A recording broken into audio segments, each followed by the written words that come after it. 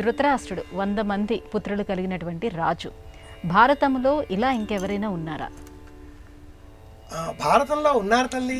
సోమకుడు అని మరొక రాజు కథ కూడా మనం భారతంలో స్మరించవలసి ఉంటుంది.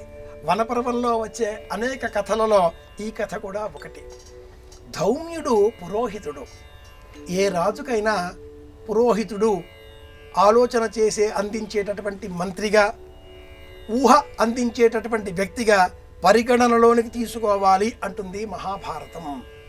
అలాగే ఆ ఊహాత్మకమైన ఆలోచన అందించేటటువంటి వ్యక్తి పురోహితుడిగా సవ్యమైన ఊహనే ఇవ్వాలి, దుర్మార్గమైన ఊహను ఇవ్వకూడదు. ఆ ఉద్దేశ్యంతో సోమకుడు అనే ఒకానొక రాజుగారి కథను మహాభారతం తెలియజేస్తుంది. సోమకుడు ఒక రాజు, సంతానం లేదు. ఇల్లాలు సంతానం కలగకపోవడంతో ఆనాటి ధర్మాన్ని అనుసరించి భర్తకు మరొక వివాహం జరపగా సంతానం కలగలేదు.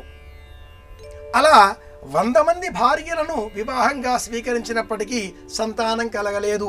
ఇది ద్వాపర యుగ ధర్మం.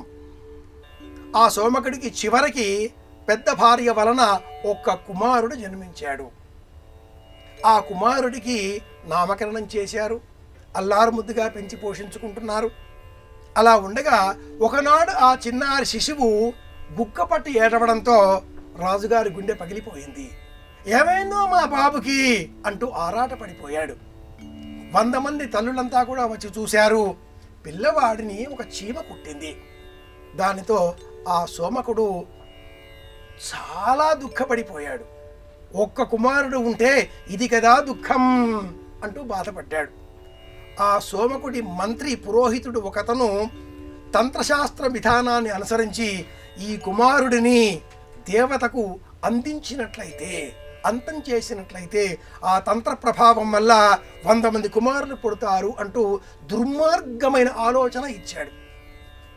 విశ్వాసంతో సోమకుడు పాటించి 100 మంది కుమారులు పొందినప్పటికీ ఆ 100 మంది కుమారులు కూడా మహాభారత యుద్ధంలో అంతమయ్యారు.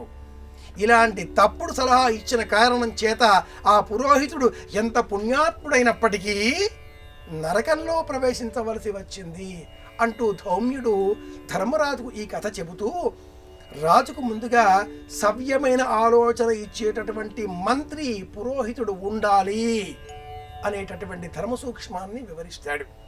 ధృతరాష్ట్రుడికి 100 మంది కుమారులు. ఈ వృత్తాంతం ఎలాగో సోమకుడు అనే ఆ రాజుగారికి కూడా 100 మంది కుమారులు. మహాభారతంలో ఇలాంటి మరి ఒక కథ కూడా ఉంది.